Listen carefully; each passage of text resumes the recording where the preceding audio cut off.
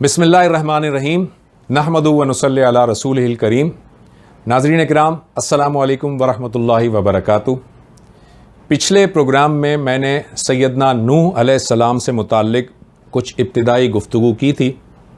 آج ہم اس کا دوسرا حصہ آپ کے سامنے رکھتے ہیں، لیکن دوسرا حصہ رکھنے سے پہلے حصے کے کچھ پوائنٹس کا خلاصہ میں آپ کے سامنے رکھ دیتا ہوں۔ حضرت نوح علیہ السلام حضرت آدم علیہ السلام کی 10ویں پشت میں مبعوث کیے گئے۔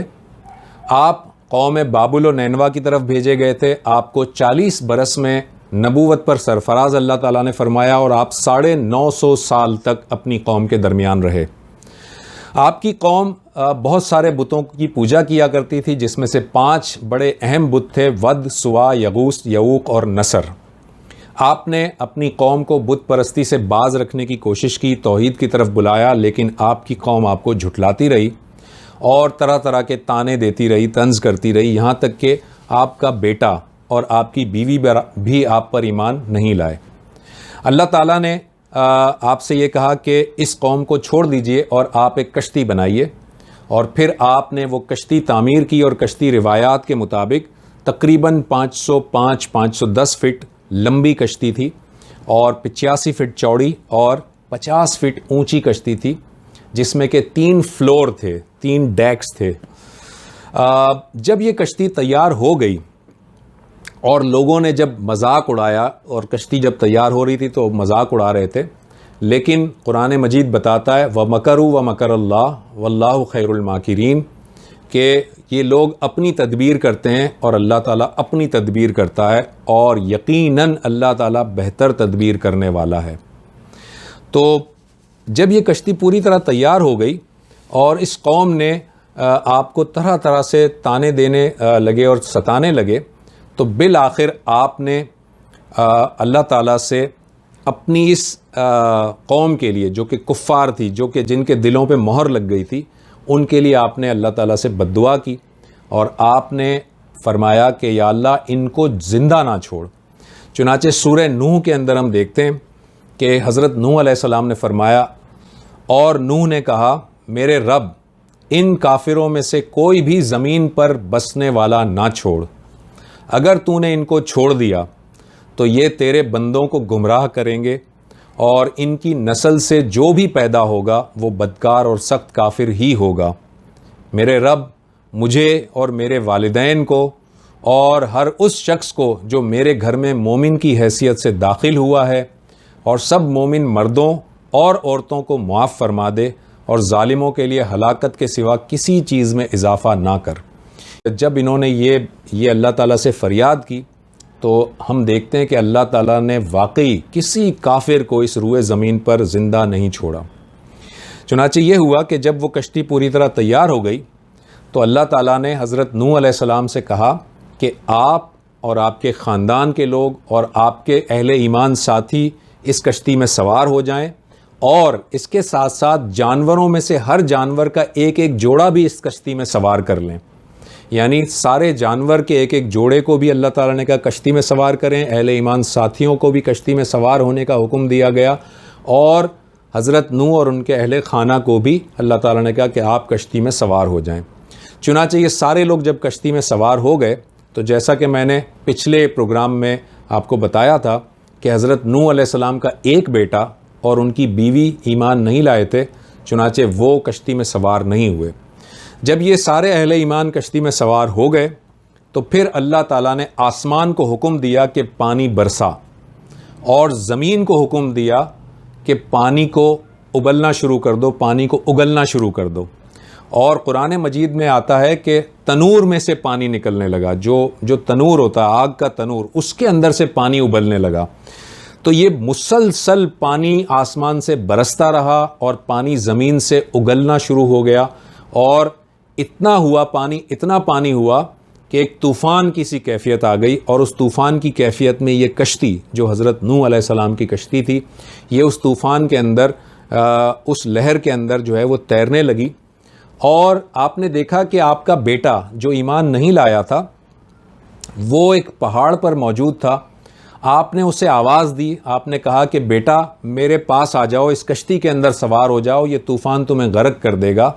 تو اس بیٹے نے کہا کہ نہیں, میں تو پہاڑ کی سب سے اونچی چوٹی پر موجود ہوں, یہ طوفان میرا کچھ نہیں بگاڑ سکتا.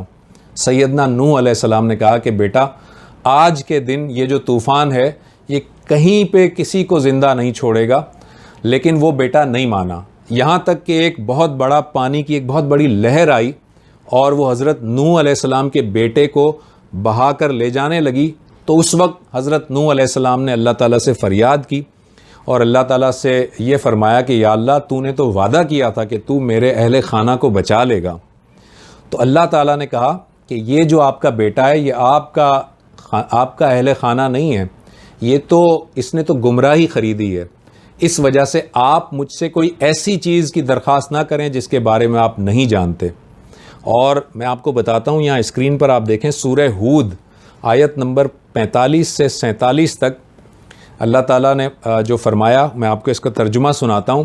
نوح نے اپنے رب کو پکارا اور کہا اے رب میرا بیٹا میرے گھر والوں میں سے ہے اور تیرا وعدہ سچا ہے اور تو سب حاکموں سے بڑا اور بہتر حاکم ہے. جواب میں ارشاد ہوا اے نوح وہ تیرے گھر والوں میں سے نہیں ہے, وہ تو ایک بگڑا ہوا کام ہے, لہٰذا تو اس بات کی مجھ سے التجا نہ کر جس کی حقیقت تو نہیں جانتا. میں تجھے نصیحت کرتا ہوں کہ اپنے آپ کو جاہلوں کی طرح نہ بنا لے. نوح نے فوراً عرض کیا اے میرے رب میں تیری پناہ مانگتا ہوں اس سے کہ وہ چیز تجھ سے مانگوں جس کا مجھے علم نہیں. اگر تو نے مجھے معاف نہ کیا اور رحم نہ فرمایا تو میں برباد ہو جاؤں گا. ناظرین یہاں پر ذرا رکتے ہیں اور ایک چیز اور نوٹ کیجئے کہ حضرت نوح علیہ السلام کا بیٹا ان کی آنکھوں کے سامنے اس طوفان میں غرق ہو رہا تھا اور حضرت نوح علیہ السلام نے اللہ تعالیٰ سے التجا کی کہ اس میرے بیٹے کو بچا لیں. اللہ تعالیٰ نے کہا کہ آپ مجھ سے وہ التجا نہ کریں جس کے بارے میں آپ نہیں جانتے اور آپ جاہلوں کی طرح کی بات نہ کریں. تو حضرت نوح علیہ السلام نے فوراً اللہ تعالیٰ سے پناہ مانگی. اب یہاں پر آپ غور کیجئے کہ ایک پیغمبر, ایک اللہ کا رسول اپنے بیٹے کو نہیں بچا سکا. جب اس بیٹے نے شرک اختیار کیا تو اپنے بیٹے کو نہیں بچا سکا ایک پیغمبر. تو اس لیے یہاں پر ذہن میں رکھیں کہ اگر اللہ کی ذات کے ساتھ کسی کو شریک کریں گے تو اللہ کی ذات کے ساتھ شریک کرنے والے کو اللہ تعالیٰ کہہ رہا ہے کہ میں کبھی معاف نہیں کروں گا, اور کوئی پیغمبر بھی اس شخص کو نہیں بچا سکتا جس نے اللہ کے ساتھ شرک کیا ہوگا. چنانچہ حضرت نوح علیہ السلام نے اللہ تعالیٰ سے پناہ مانگی اور ان کا وہ بیٹا اور ان کی بیوی اور دوسرے جو کفار سردار تھے وہ سارے کے سارے اس طوفان میں غرق ہو گئے. اتنا بڑا طوفان آیا کہ کوئی ایک کافر بھی اس روئے زمین پر زندہ نہیں بچا. جیسا کہ حضرت نوح علیہ السلام نے اللہ تعالیٰ سے یہ دعا کی تھی تو اللہ تعالیٰ نے ان کی دعا قبول کی اور ایک کافر کو بھی اللہ تعالیٰ نے زندہ نہیں چھوڑا. یہ کشتی چلنے لگی اور جب یہ کشتی طوفان میں چلنا شروع ہوئی تو حضرت نوح علیہ السلام نے وہ دعا پڑھی جو بڑی مشہور دعا ہے, وقال ارکبوا فیہا بسم اللہ مجریہا و مرساہا. نوح نے کہا سوار ہو جاؤ اس میں, اللہ ہی کے نام سے ہے اس کا چلنا بھی اور اس کا ٹھہرنا بھی, میرا رب بڑا غفور الرحیم ہے. تو یہ وہ دعا ہے. اس دعا کو سیدنا نوح علیہ السلام نے یہ دعا تلاوت کی اور یہ کشتی اللہ کے حکم سے چلنے لگی. بہت ساری روایات آتی ہیں کہ یہ کشتی کتنے دن چلی. بعض جگہوں پر آتا ہے کہ 90 دن تک چلتی رہی, بعض جگہوں پر آتا ہے کہ یہ 140 دن تک چلتی رہی. بہرحال یہ کشتی جب چلتی رہی تو قرآن مجید یہ بتاتا ہے کہ یہ کشتی چلتے چلتے جودی پہاڑ پر جا کر ٹھہر گئی. قرآن مجید جودی پہاڑ بتاتا ہے کہ یہ ٹھہر گئی, اور جبکہ بائبل ہمیں یہ بتاتی ہے کہ یہ کشتی پہاڑوں کا ایک سلسلہ ہے ارارات, وہاں پر جا کر ٹھہری. بائبل کے مطابق ارارات پہ ٹھہری اور قرآن مجید کے مطابق جودی پر یہ کشتی ٹھہری. میں آپ کو ذرا سا یہاں ایک میپ دکھا رہا ہوں. اس میپ میں آپ دیکھیں کہ یہ ایک ماؤنٹ ارارات آپ کو نظر آ رہا ہے اور اس کے ساؤتھ میں آپ کو ماؤنٹ جودی نظر آ رہا ہے. جو ایکسپرٹس ہیں وہ یہ کہتے ہیں کہ ماؤنٹ ارارات اصل میں ایک ماؤنٹ کا نام بھی ہے، ایک پہاڑ کا نام بھی ہے، اور پورا ایک پہاڑی سلسلہ بھی ہے جس کو ارارات کہتے ہیں۔ اس وجہ سے یہ جو ماؤنٹ جودی ہے یہ ارارات ہی کے سلسلے کا ایک پہاڑ ہے، اور بائبل میں یہ نہیں کہا گیا کہ کشتی ارارات پہاڑ پر ٹھہر گئی، بلکہ یہ کہا گیا ہے کہ ماؤنٹینز آف ارارات پر ٹھہری ہے، یعنی کہ بائبل نے یہ کہا ہے کہ ارارات کا جو پہاڑی سلسلہ ہے اس پر کشتی ٹھہر گئی ہے، اور قرآن یہ کہتا ہے کہ جودی پر ٹھہر گئی ہے۔ تو دونوں کی باتوں کو اگر تطبیق کیا جائے تو محسوس یہ ہوتا ہے کہ یہ جو کشتی ہے یہ جودی پہاڑ پر ٹھہری، جو کہ ارارات پہاڑ ہی کا ایک سلسلہ ہے۔ بہرحال یہ کشتی جب یہاں ٹھہر گئی، آپ کو ایک اور بھی میپ میں دکھا دوں، اس میپ کے اندر بھی آپ دیکھ سکتے ہیں کہ یہ ارمینیا کے ساتھ ایک ارارات نظر آ رہا ہے اور ایک جودی نظر آ رہا ہے پہاڑ۔ یہاں پر یہ کشتی ٹھہر گئی، اور اب کچھ عرصے کے بعد شاید 2007 یا 2008 میں یا 2009 کے بالکل اسٹارٹ میں آرکیولوجسٹ نے ٹرکی میں یہ جو ماؤنٹینز آف ارارات ہے، ارارات کا یہ جو پورا سلسلہ ہے، اس کے ساؤتھ میں اس کشتی کے خد و خال دریافت کر لیے۔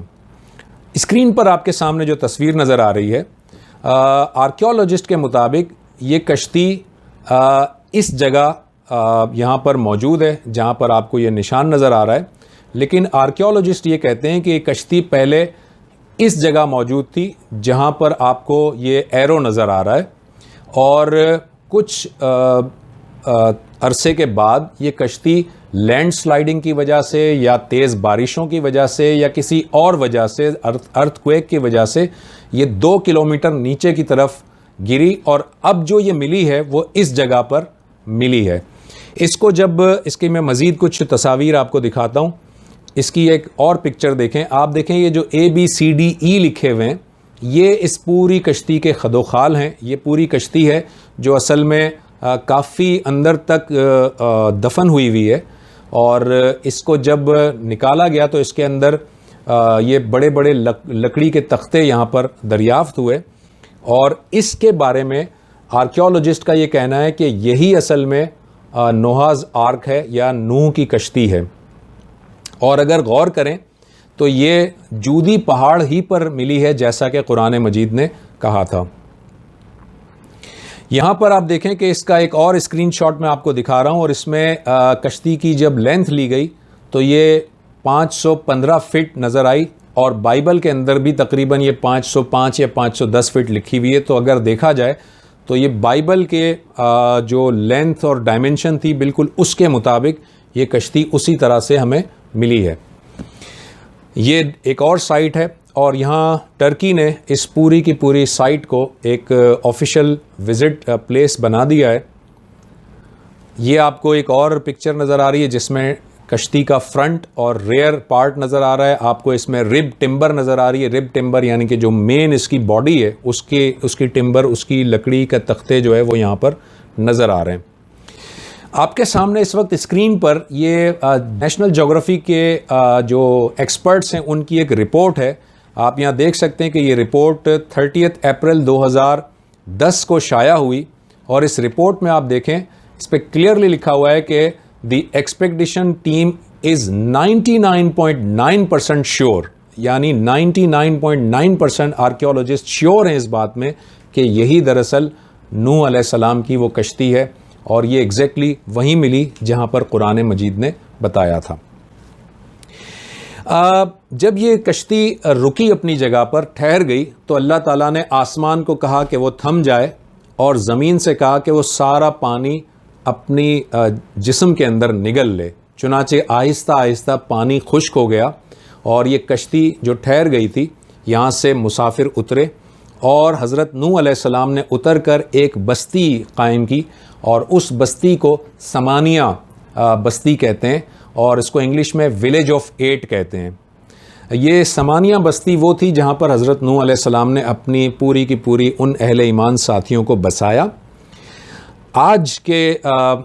آج اگر ہم اس کے سمانیہ بستی یعنی یہ جو ماؤنٹین جودی ہے اس کے قریب ہی یہ سمانیہ بستی ہے، آج جب اس کے کھنڈرات کو دیکھتے ہیں تو وہاں پر ہمیں کچھ پتھر ملے ہیں اور ان پتھروں میں بڑے بڑے پتھر ہیں جن میں سوراخ ہے.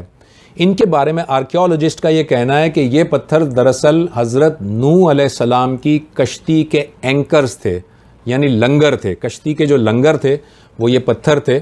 اور میں آپ کو یہ پتھر کی تصاویر دکھا رہا ہوں، آپ دیکھ سکتے ہیں یہ پتھر بہت بڑا پتھر ہے اور اس میں ایک سوراخ ہے.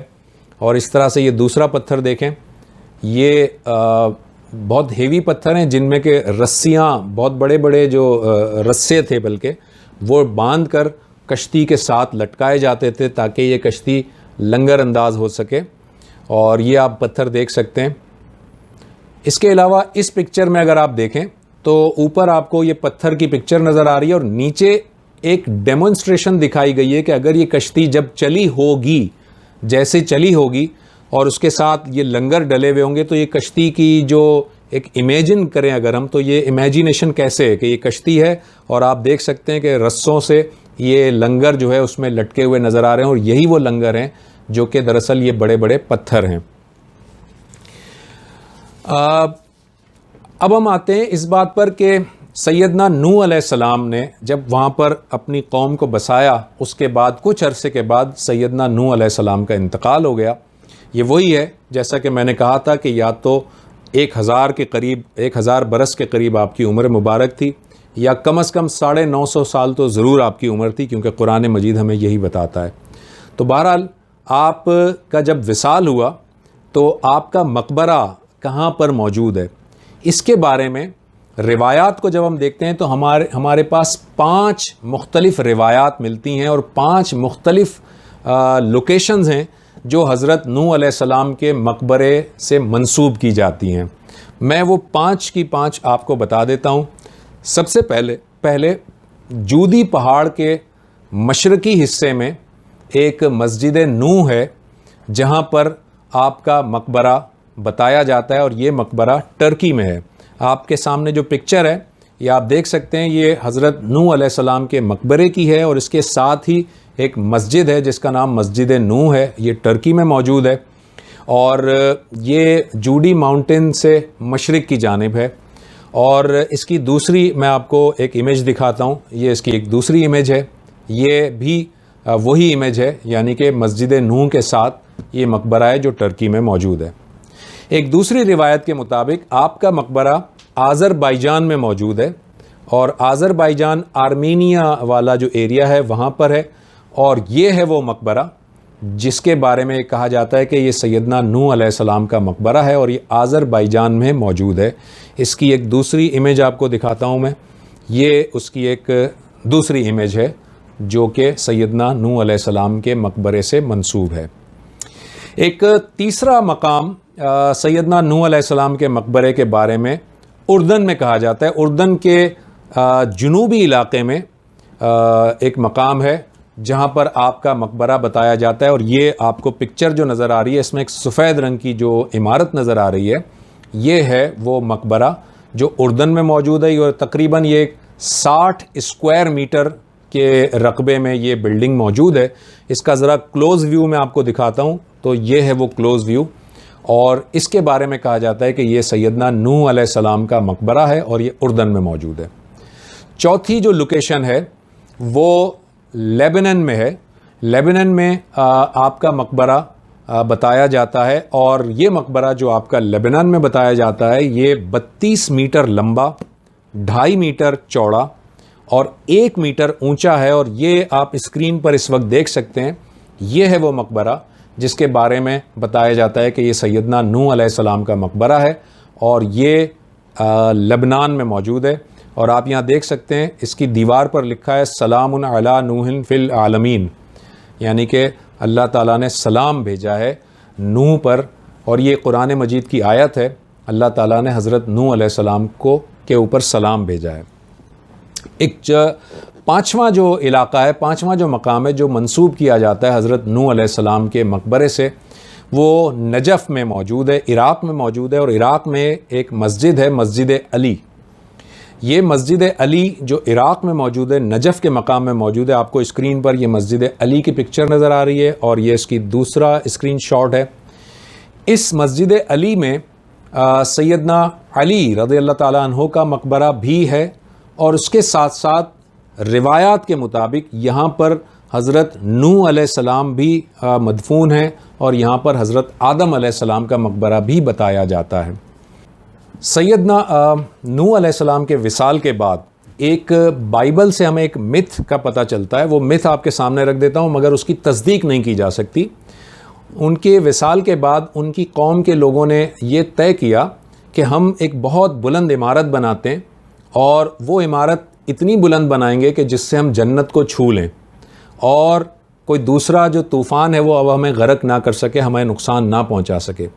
تو بائبل کے مطابق جب انہوں نے وہ عمارت تعمیر کرنی شروع کی، تو ایک دن جب صبح اٹھے تو اللہ تعالیٰ نے ان سب کی لینگویج، سب کی بولیاں بدل دی تھیں، اور کوئی کسی کی لینگویج کو سمجھ نہیں پا رہا تھا۔ یہ ایک متھ ہے، اس کی کوئی تصدیق نہیں کی جا سکتی، مگر بائبل میں اس کا اشارہ موجود ہے۔ اور جب ان کی بولیاں اس طرح سے ہو گئیں کہ وہ سمجھ نہیں پا رہے تھے، تو انہوں نے اس ٹاور کو، اس عمارت کو بنانے کا جو کام ہے وہ ادھورا چھوڑا، اور ڈیفرنٹ جگہوں پر وہ مائیگریٹ کر گئے۔ اور وہ جو عمارت ہے جس کو کہ بنانے کا انہوں نے خیال کیا تھا، وہ عمارت تو بنی نہیں، لیکن چونکہ وہ ایک بائبل میں ایک چیز موجود ہے، تو اس کا ایک خیال، اس کا ایک امیجینیشن میں آپ کے سامنے اسکرین پر دکھا رہا ہوں۔ یہ ہے وہ عمارت، اس کو ٹاور آف بیبل کا کہتے ہیں۔ ٹاور آف بیبل کا مطلب کنفیوژن کا ٹاور، وہ عمارت جس میں کنفیوژن ہو گئی۔ اور کنفیوژن کیا ہوئی؟ وہ اپنی بولیاں ان کی بدل گئیں۔ یہ ایک واقعہ ایک چھوٹا سا تھا بائبل میں جو میں نے آپ کے سامنے رکھ دیا، لیکن لوگوں کا یہ خیال ہے کہ یہ جو ٹاور آف بیبل ہے یہ دراصل ٹیمپل آف مردوک ہے، جو کہ اس وقت بیبلون میں موجود ہے، اور یہ ٹیمپل آف مردوک ہی دراصل ٹاور آف بیبلون ہے۔ واللہ اعلم بالصواب۔ یہ آپ کو نظر آ رہا ہے میپ، جس میں کہ ماؤنٹین ارارات کے ساتھ ایک پوائنٹ ہے جہاں پر لکھا ہوا ہے ٹاور آف بیبل، اور یہاں سے ایشیا کی طرف، یورپ کی طرف اور افریقہ کی طرف سیدنا نوح علیہ السلام کے یہ تینوں بیٹے گئے۔ اور آپ یہاں یہ بھی دیکھ سکتے ہیں کہ سام جو ہے وہ ایشیا کی طرف روانہ ہوا، یافس یورپ کی طرف روانہ ہوا، اور ہام افریقہ کی طرف روانہ ہوا۔ اور یہ ہمارے جیولوجسٹ بتاتے ہیں کہ یہ جو تین آپ کو سرکل نظر آ رہے ہیں، یہ سام، ہام اور یافس کی اصل میں نسلیں ہیں جو آج موجود ہیں۔ چنانچہ یہ سمجھا جاتا ہے کہ جب حضرت نوح علیہ السلام کا وہ جو طوفان آیا تھا، تو اس میں تقریباً پوری دنیا ختم ہو چکی تھی، اور نئے سرے سے اللہ تعالیٰ نے اس دنیا کو آباد کیا۔ اسی وجہ سے حضرت نوح علیہ السلام کو آدم الثانی کہا جاتا ہے۔ یہ تین بیٹے، ان تین بیٹوں سے جو نسل چلی وہ آج تک نسل چلی آ رہی ہے۔ یہاں تک حضرت نوح علیہ السلام کا یہ واقعہ ہے، اور اس نوح علیہ السلام کے واقعے میں بہت ساری اور چیزیں تھیں جن کو کہ میں نے کٹ شارٹ کیا ہے، اور میں نے آپ کے سامنے یہ پورا واقعہ رکھا۔ امید ہے آپ کو پسند آیا ہوگا۔ انشاءاللہ تعالیٰ اگلے ایپیسوڈ میں ایک اور پیغمبر کے ساتھ آپ کے سامنے حاضر ہوں گے۔ تب تک کے لیے ڈاکٹر زبیر احمد کو اجازت دیجیے۔ اللہ حافظ۔